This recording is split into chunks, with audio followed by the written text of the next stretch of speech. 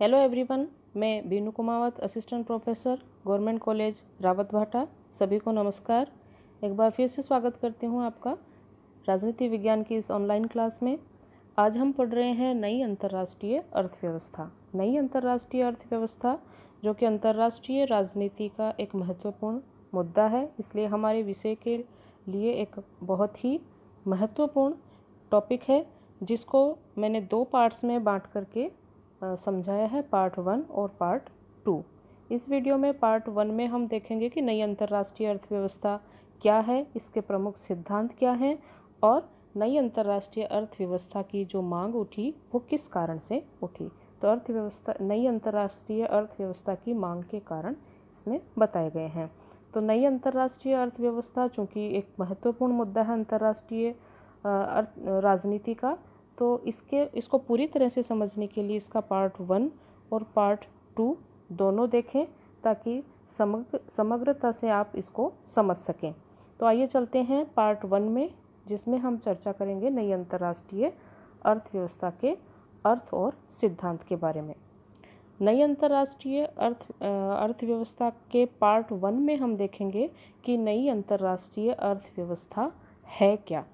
ये क्या मुद्दा है अंतर्राष्ट्रीय राजनीति का जो आज ज्वलंत समस्या बना हुआ है, जिसकी वजह से अन्य दूसरी समस्याएं हैं जिसका कारण इसको माना गया है। तो देखते हैं नई अंतर्राष्ट्रीय अर्थव्यवस्था क्या है। सबसे पहले हम देखते हैं, अब इसकी पृष्ठभूमि की अगर हम चर्चा करें कि नई अंतर्राष्ट्रीय अर्थव्यवस्था से मांग से पहले की स्थिति जो थी, वो जो दूसरा विश्व युद्ध जब समाप्त हुआ तो उसके दौरान ही एशिया, अफ्रीका और लैटिन अमेरिका के देश एक एक करके स्वतंत्र होते जा रहे थे। इन्हें राजनीतिक स्वतंत्रता तो मिल गई, लेकिन आर्थिक दृष्टि से ये देश सही मायनों में स्वतंत्र नहीं हो पाए थे, क्योंकि जो देश विश्व के विकसित देश थे, उन्होंने विश्व की अर्थव्यवस्था का एक ऐसा ढांचा स्थापित कर दिया था जो न्याय और लोकतंत्र के सिद्धांतों पर आधारित नहीं था। और जो नए स्वतंत्र देश थे वो इस नव उपनिवेशवादी शिकंजे में फंसते जा रहे थे। ये नव उपनिवेशवाद क्या है? नव उपनिवेशवाद एक ऐसी आर्थिक गुलामी का प्रतीक है, एक ऐसी आर्थिक गुलामी है जिसमें कोई भी राष्ट्र राजनीतिक रूप से तो स्वतंत्र है, लेकिन विकसित देश उनकी अर्थव्यवस्था पर इस तरह से कब्जा जमा लेते हैं कि वो पूरी तरह से अर्थव्यवस्था को गिरफ्त में ले लेते हैं और उसके माध्यम से उसके राजनीतिक निर्णयों को भी प्रभावित करते हैं।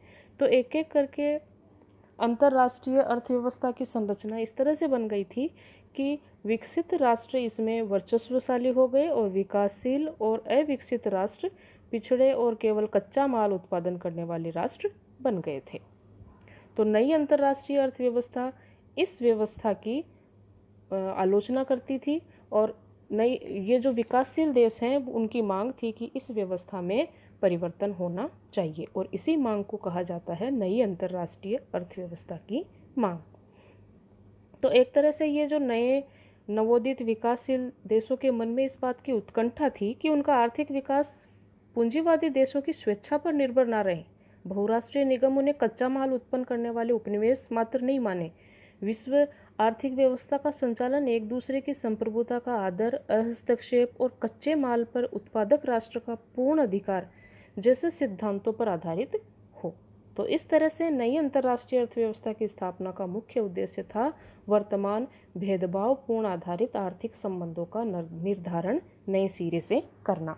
नई अंतर्राष्ट्रीय अर्थव्यवस्था के समर्थक देशों का मानना था कि विकसित और विकासशील देशों में गहरी आर्थिक असमानता है। वर्तमान व्यवस्था धनी और विकसित देशों के हितों की ही पोषक है। नई अंतर्राष्ट्रीय अर्थव्यवस्था का उद्देश्य वर्तमान व्यवस्था को समाप्त करके इसे न्यायपूर्ण और समान बनाना है, ताकि ये विकासशील देशों के भी हितों की पोषक बन जाए। क्योंकि आज के समय में जबकि अर्थव्यवस्था एक दूसरे पर परस्पर निर्भर है, तो ऐसे समय में इन राष्ट्रों की ये मांग कि अंतर्राष्ट्रीय व्यवस्था न्यायपूर्ण हो, इसी को ही नई अंतर्राष्ट्रीय अर्थव्यवस्था की मांग कहा जाता है। इसका प्रमुख ध्येय है नव उपनिवेशवाद को समाप्त करके अंतर्राष्ट्रीय आर्थिक संस्थाओं को अधिक तर्कसंगत बनाना, ताकि थोड़े से विकसित देशों द्वारा बड़ी संख्या वाले विकासशील देशों के आर्थिक शोषण को रोका जा सके। सबसे पहले मूल प्रश्न ये है कि नई अंतर्राष्ट्रीय अर्थव्यवस्था की आवश्यकता महसूस क्यों की गई, क्योंकि जो प्रचलित आर्थिक व्यवस्था थी उसमें क्या इतनी गंभीर असमानताएं थी कि जो कि विश्व शांति और सुरक्षा को खतरा पैदा कर रही थी। तो निसंदेह अगर हम विश्व में परिचालित परिघटनाओं का मूल्यांकन करें तो आर्थिक गरीबी और ये जो असंतोष है वो विश्व शांति और सुरक्षा के लिए एक प्रमुख खतरा है, क्योंकि उन जड़ों को दूर किए बिना विश्व शांति और हिंसा और युद्धों को दूर नहीं किया जा सकता। गरीब राष्ट्रों के ऊपर जो विकसित और पूंजीवादी देश हैं वो उनकी अर्थव्यवस्था को गिरफ्त में ले लेते हैं, और गरीब और विकसित जो अविकसित राष्ट्र हैं उनके पास बंदूक उठाने के अलावा कोई उपाय नहीं रहता। न केवल गरीबी अंतर्राष्ट्रीय शांति और सुरक्षा के लिए खतरा है, बल्कि जो अमीरी है ये पूंजीवादी देशों की नीतियां हैं, वो भी जो आर्थिक साम्राज्यवाद की उनकी नीति है उसके कारण वो हिंसा और गरीबी को तो बढ़ावा देते ही हैं, साथ में एक तरह से वैश्विक जो शांति है सुरक्षा है उसको भी खतरा उत्पन्न हो जाता है। तो इसी संदर्भ में नई अंतर्राष्ट्रीय अर्थव्यवस्था की मांग की गई, ताकि ये जो सारी अंतर्राष्ट्रीय अर्थव्यवस्था की जो खामियां हैं उन खामियों को दूर किया जा सके। इसके पीछे जो छिपे मूल कारण हैं उन मूल कारणों को ढूंढ करके उनको दूर किया जाए। तो इसी मांग को कहा जाता है नई अंतर्राष्ट्रीय अर्थव्यवस्था की मांग। तो इस प्रकार से हम समझ सकते हैं कि नई अंतर्राष्ट्रीय अर्थव्यवस्था वर्तमान भेदभावपूर्ण और आर्थिक असमानता पर आधारित अर्थव्यवस्था को समाप्त करने के उद्देश्य से तृतीय विश्व के देशों द्वारा, तृतीय विश्व के देश कौन से होते हैं? जो विकासशील देश हैं, जो अविकसित देश हैं उसको तीसरी दुनिया के देश कहा जाता है। तो इन देशों के द्वारा उठाई गई मांग है ताकि अंतर्राष्ट्रीय आर्थिक संबंध न्यायपूर्ण और अधिक तर्कसंगत बने और नव उपनिवेशवाद के सभी साधन इस तरह से संचालित हो कि विकासशील देश भी विकसित देशों की तरह आर्थिक विकास के मार्ग पर चल सके, और इनके बीच में जो भेद है, भेदभाव है, असंतोष है, उस असंतोष को भी दूर किया जा सके। साधारण शब्दों में कहें तो नई अंतर्राष्ट्रीय अर्थव्यवस्था वर्तमान अर्थव्यवस्था को समाप्त करके, जो कि भेदभावपूर्ण है, नए तरीके से स्थापित करने का मार्ग है ताकि विकसित देशों द्वारा अविकसित देशों का औपनिवेशिक शोषण रुक जाए और विश्व की आय और साधनों का न्यायपूर्ण और समान बंटवारा हो, ताकि उत्तर और दक्षिण का अंतर समाप्त हो जाए। अब देखते हैं नई अंतर्राष्ट्रीय अर्थव्यवस्था की मांग के कारण क्या हैं। कौन से वो कारक हैं जिनकी वजह से ये मांग पुरजोर तरीके से कई अंतर्राष्ट्रीय मंचों पर उठाई गई। पहला कारण है नव उपनिवेशवाद। जैसा कि हमने देखा, नव उपनिवेशवाद एक ऐसा नियंत्रण का साधन है, आर्थिक नियंत्रण का साधन है, जिससे किसी विकासशील देश या गरीब देश की अर्थव्यवस्था को इस तरह से गिरफ्त में ले लिया जाता है कि वो चाहकर भी स्वतंत्र नीति निर्माण नहीं कर सकता। नवोदित जो स्वतंत्र राष्ट्र हैं उनके ऊपर पुराना साम्राज्यवादी नियंत्रण तो समाप्त हो गया सेकेंड वर्ल्ड वॉर के बाद, जो नए देश स्वतंत्र हुए, पर उसकी जगह नए प्रकार के साम्राज्यवाद ने ले ली थी। इसे ही नव उपनिवेशवाद या आर्थिक साम्राज्यवाद के नाम से जाना गया। आज ज़्यादातर विकासशील या पिछड़े देश विकसित देशों के उपनिवेशीय नियंत्रण में रह रहे हैं। राजनीतिक रूप से देखने में तो वो विकासशील देश प्रभुसत्ता संपन्न है, लेकिन व्यवहार में विकसित देशों द्वारा नव उपनिवेशीय नियंत्रण के रूप में उनकी राजनीतिक क्रियाओं में उस विकसित देश का पूरा हस्तक्षेप होता है। अपनी स्वतंत्रता प्राप्ति के बाद ये देश निरंतर आर्थिक विकास के लिए आर्थिक सहायता के रूप में विकसित देशों की अन्यायपूर्ण आर्थिक नीतियों का शिकार हैं। उनकी दयनीय आर्थिक स्थिति के लिए साम्राज्यवादी शक्तियां भी उत्तरदायी है। अपनी स्वतंत्रता प्राप्ति से पहले भी इन विकसित देशों ने इनका आर्थिक शोषण किया और आज़ादी के बाद भी ये प्रक्रिया बंद नहीं हुई। विकासशील देशों की वित्तीय सहायता प्राप्त करने की आर्थिक मजबूरियां नव उपनिवेशवादी शोषण की प्रवृत्ति का ही परिणाम है। आज नव उपनिवेशवाद के अंतर्गत सैनिक सहायता, बहुराष्ट्रीय निगम, संरक्षणवादी व्यापार, संधियों में साझेदारी, हस्तक्षेप आदि साधनों द्वारा विकसित राष्ट्र विकासशील देशों को अपनी आर्थिक नीतियों का शिकार बना रहे हैं। आज WTO, IMF जैसी वैश्विक आर्थिक संस्थाएं भी इन विकसित देशों के हितों की पोषक है। इसीलिए इस नव उपनिवेशवादी जो नियंत्रण है उसको विकासशील राष्ट्र समाप्त करने की दिशा में ठोस उपाय कर रहे हैं। दक्षिण दक्षिण सहयोग के प्रयास भी इसी का परिणाम है, ताकि क्षेत्रीय सहयोग में वृद्धि हो और विकसित देशों पर पारस्परिक अंतर्निर्भरता में कमी करके उपनिवेशवादी नियंत्रण में कमी लाई जा सके। दक्षिण दक्षिण सहयोग को बढ़ावा देना नई अंतर्राष्ट्रीय अर्थव्यवस्था का एक सिद्धांत है, जो कि नई अंतर्राष्ट्रीय अर्थव्यवस्था की मांग में वृद्धि करता है। दूसरा कारण है बहुराष्ट्रीय निगमों की लज्जापूर्ण भूमिका। ये निगम विकासशील राष्ट्रों की अर्थव्यवस्था में दीमक की तरह प्रवेश करते हैं और अपनी कार्यप्रणाली द्वारा उसकी जो विकासशील देश है उनकी अर्थव्यवस्था को भारी नुकसान पहुंचाते हैं। अमेरिका, ब्रिटेन, फ्रांस, जापान जैसे विकसित देशों के 800 बड़े बड़े बहुराष्ट्रीय निगम विकासशील देशों में विकसित राष्ट्रों की भुजा के रूप में काम करते हैं। विकासशील देशों में पूंजी निवेश करके इनको कई गुना मुनाफा प्राप्त होता है। समस्त विश्व के कुल उत्पादन के 50% से भी ज़्यादा भाग पर इनका ही कब्जा है। विकसित देशों की जो विकसित तकनीक है वो इन बहुराष्ट्रीय निगमों का प्रमुख साधन है, जिसके बल पर ये विकासशील देशों में कच्चे माल को तैयार माल में बदलते हैं और वहीं के बाजार में बेचकर भारी लाभ कमाते हैं। भारत जैसे अति विकासशील देश भी इनके जाल में फंसते जा रहे हैं। कम विकासशील देशों की स्थिति तो ज़्यादा बदतर है। इन निगमों ने विकासशील देशों की मंडियों और तकनीक के रास्ते में बहुत सारी रुकावटें ये पैदा कर देते हैं, जिससे कि विकासशील देशों की जो वस्तुएं हैं वो अंतर्राष्ट्रीय व्यापार में प्रतिस्पर्धा में पिछड़ जाएं। बहुराष्ट्रीय निगमों की ये इस प्रकार की लज्जाप्रद जो भूमिका है उसके कारण विकासशील देश लगातार कच्चे माल की मंडियाँ मात्र बनते जा रहे हैं और उनका विकास नहीं हो रहा है। इस पर विकसित राष्ट्रों की पकड़ मजबूत होती जा रही है। विकासशील देशों के पास बहुराष्ट्रीय निगमों द्वारा पैदा किए गए जो अवरोध हैं उनको काटने का कोई उपाय नहीं है। ये निगम नव उपनिवेशवाद का एक मजबूत साधन होने के नाते विकसित देशों के हितों में ही वृद्धि कर रहे हैं और विकासशील देशों का भरपूर आर्थिक शोषण कर रहे हैं। आज ज़्यादातर विकासशील जो देश हैं विकसित देशों की इस चाल को समझ चुके हैं और बहुराष्ट्रीय निगम भी विकासशील देशों की अर्थव्यवस्था पर अपना नियंत्रण स्थापित करने के नए नए साधन अपना रहे हैं। इसलिए विकासशील देश बहुराष्ट्रीय निगमों की शोषणकारी भूमिका को समाप्त करने के उद्देश्य से नई अंतर्राष्ट्रीय अर्थव्यवस्था की मांग करते हैं। उत्तर और दक्षिण के देशों में गहरा अंतर पाया जाता है। हम जानते हैं कि जो विकसित राष्ट्र हैं वो पृथ्वी के भौगोलिक रूप से पृथ्वी के उत्तरी गोलार्ध में ज़्यादातर देश हैं, जबकि दक्षिणी गोलार्ध के देश जो हैं वो कम विकसित हैं, अविकसित हैं या विकासशील राष्ट्र हैं। इसीलिए उत्तर विकसित देशों का प्रतिनिधित्व करता है और दक्षिणी गोलार्ध विकासशील देशों का प्रतिनिधित्व करता है। अगर उनकी अर्थव्यवस्था को देखा जाए तो 30% जनसंख्या वाले उत्तर गोलार्ध के देश 70% जनसंख्या वाले दक्षिणी गोलार्ध के देशों पर राज करते हैं। और विकासशील देशों में आज विकास के नाम पर गरीबी, भुखमरी, भ्रष्टाचार जैसी समस्याएं हैं। विकसित देश दूसरी ओर विलासितापूर्ण जीवन जीते हैं। ये सभी देश विकासशील देशों का आर्थिक शोषण करके ही तो फल फूल रहे हैं। आज विकासशील देशों के पास शिक्षा, स्वास्थ्य जैसी मूलभूत सुविधाएं उपलब्ध कराने के लिए आर्थिक साधनों की कमी आड़े आ रही है। इन देशों में लोगों को भोजन नहीं मिल रहा है, कुपोषण है।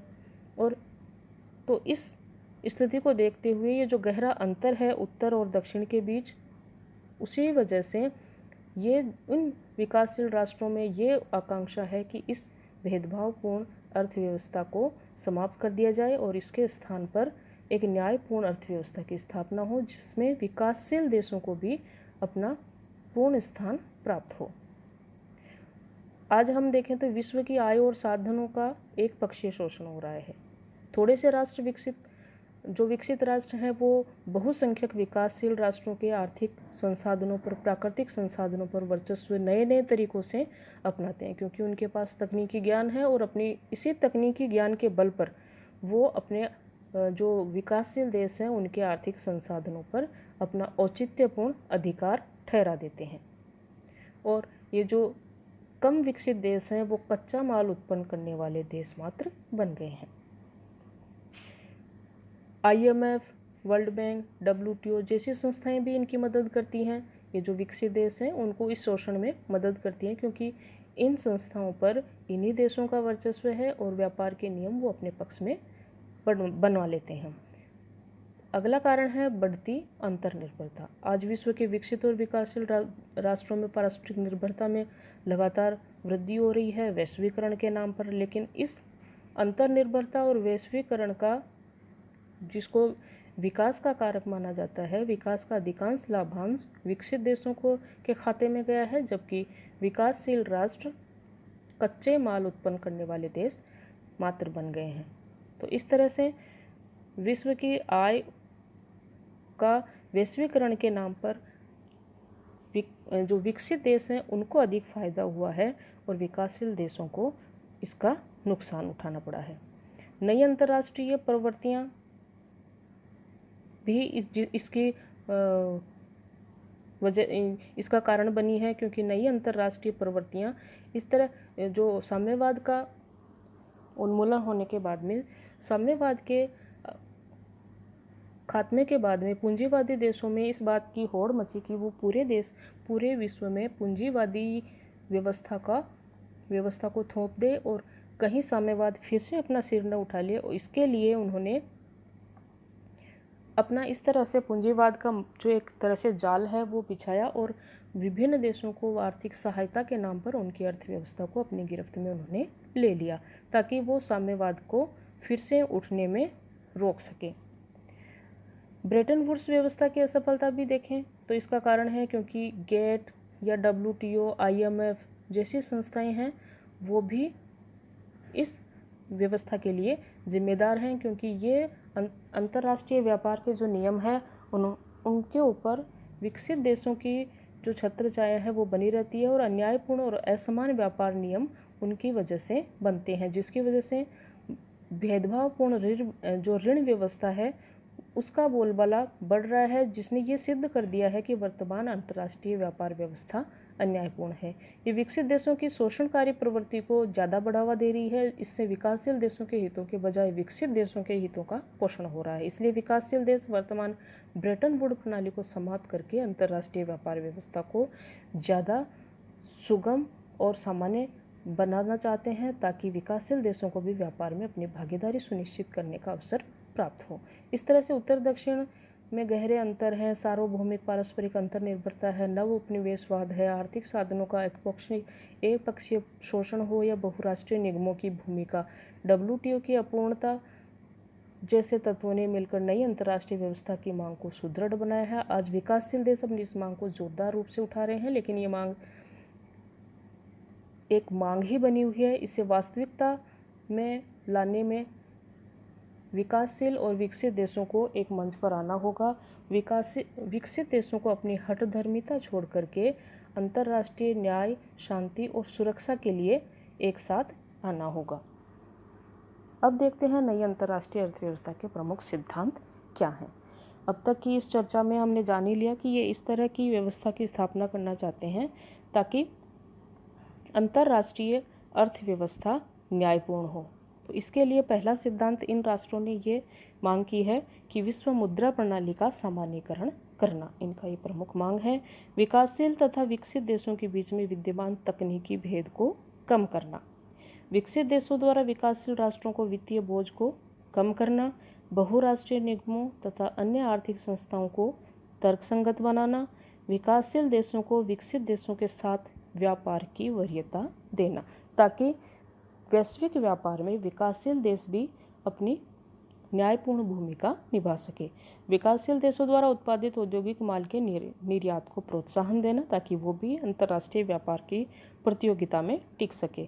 कच्चे माल की कीमत घटाने बढ़ाने की प्रवृत्ति का विरोध करना और कच्चे माल और तैयार माल की कीमतों में अंतर कम होना।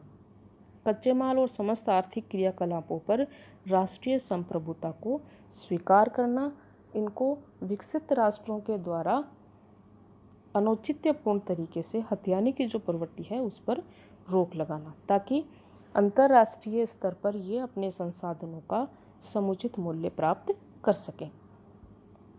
विकसित राष्ट्र इनके कच्चे मालों को हड़प कर अपने विकास का कारक न बनाएं, जबकि विकासशील देश स्वयं के संसाधनों का स्वयं के विकास में प्रयोग कर सकें। तो ये था नई अंतर्राष्ट्रीय अर्थव्यवस्था के मांग के कारण और नई अंतर्राष्ट्रीय अर्थव्यवस्था का अर्थ और उसके प्रमुख सिद्धांत। इसके अगले पार्ट में हम देखेंगे नई अंतर्राष्ट्रीय अर्थव्यवस्था का ऐतिहासिक विकास, प्रमुख मुद्दे और अवधारणाएं। Thank you for watching.